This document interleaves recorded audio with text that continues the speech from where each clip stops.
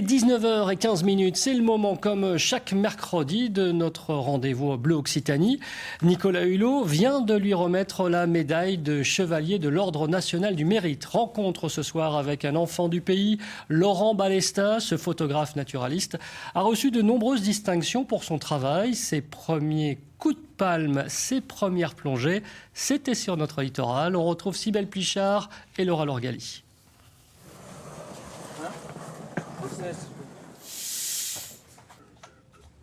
Avant de partir plonger là-bas au large de Palavas, eh bien, il faut tout préparer, les bouteilles, les gilets, les détendeurs. Tout doit être vérifié, passé en revue pour une sécurité optimale. Allez, on fait la chaîne. Ah ouais. Elles sont pleines, hein. Laurent Balesta plonge, lui, depuis l'âge de 13 ans, une passion qui ne l'a pas quitté, sauf qu'aujourd'hui, il évolue à des profondeurs de plus de 120 mètres. Avec Franck de Tranchant, on a voulu en savoir un petit peu plus sur lui et sa dernière expédition qui a eu lieu, non pas à l'autre bout du monde, comme il nous y a habitués jusqu'à présent, mais bien en Méditerranée.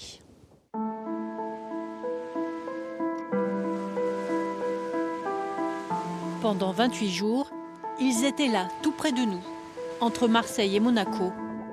4 hommes évoluant dans un monde parallèle, méconnu et pourtant juste sous nos yeux.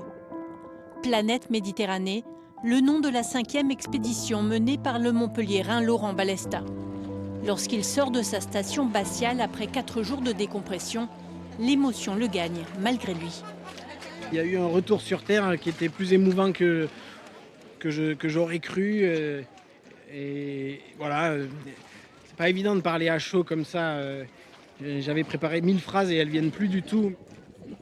Parcourir des sites entre 60 et 144 mètres de profondeur sans être limité par le temps, un rêve devenu possible grâce à cette station, maintenue à une pression 13 fois supérieure à la normale et divisée en 3 modules. Un espace de vie, les sanitaires et le fameux ascenseur permettant d'accéder au Grand Bleu. 6 mois après l'exploit, le plongeur se souvient des sensations glaciales dans une eau pourtant tempérée. L'eau n'est même pas très froide, elle est à 14 degrés, c'est pas glacial. On a fait des plongées polaires à -2 qui étaient moins douloureuses qu'en Méditerranée à 14 degrés, c'est un comble, mais ça s'explique par le fait que là on respirait 97% d'hélium et que à chaque expiration, ça t'arrache toute ta chaleur, toutes tes calories partent dans ton expiration et tu peux mettre tous les vêtements que tu veux par-dessus. Le froid est dedans. Résister au froid, tout comme la Méditerranée résiste aux agressions de l'homme. Des récifs coralligènes au large de Cassis, des algues laminaires dans le Var, de grandes falaises sous-marines au Cap Taïa, chaque plongée fascine le naturaliste. Quasiment tous les jours, je suis revenu à la Tourelle avec dans mon appareil photo l'image d'une créature qui n'avait jamais été illustrée, vivante jusque-là. Alors ça, on supporte le froid dans ces cas-là. Une curiosité née sur les plages du littoral héroltais. Ici à Carnon, où nous le retrouvons, l'enfant du Sud a vécu ses premières émotions subaquatiques. Mon père ou ma mère n'étaient pas ce genre de parents qui vous initient à la chose en me disant « Regarde ton masque, mets-le comme ça, ton tuba, n'aie pas peur, tu vois, ce n'est qu'un crabe, un crabe ce n'est pas méchant, blabla. » Non, moi au contraire, c'était toute une mythologie autour. Ne va pas te baigner, ne va pas là où c'est profond, attention les méduses, attention les vives, ne va pas te baigner, tu viens de déjeuner, il faut attendre 3 heures.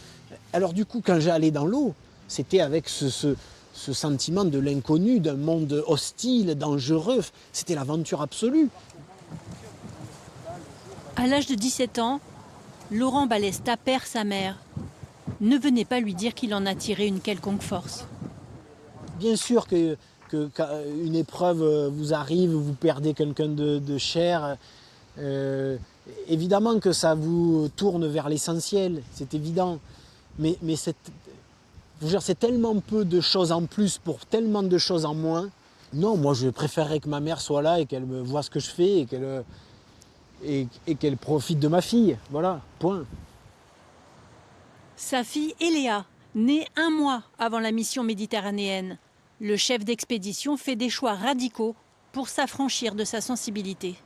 Avec ma bien-aimée, on s'est dit qu'on coupait les ponts pendant un mois. Je ne voulais pas de nouvelles, je voulais rien savoir, ni le pire et le meilleur, parce que les deux faisaient trop d'émotions. Caroline m'avait préparé une enveloppe avec plein de photos d'Eléa à mettre au-dessus de mon lit dans ma station. J'ai pas pu les afficher, c'était trop d'émotions. J'ai laissé ça dans l'enveloppe, voilà. Et alors évidemment, quand je l'ai retrouvée à la fin, c'était émouvant. Ouais. Les 700 requins de Fakarava, le sélacanthe en Afrique du Sud, les écosystèmes sous-marins crépusculaires de Méditerranée, à chaque fois des mystères scientifiques à percer. Et peut-être une bonne raison de transporter la station spatiale aux quatre coins du monde.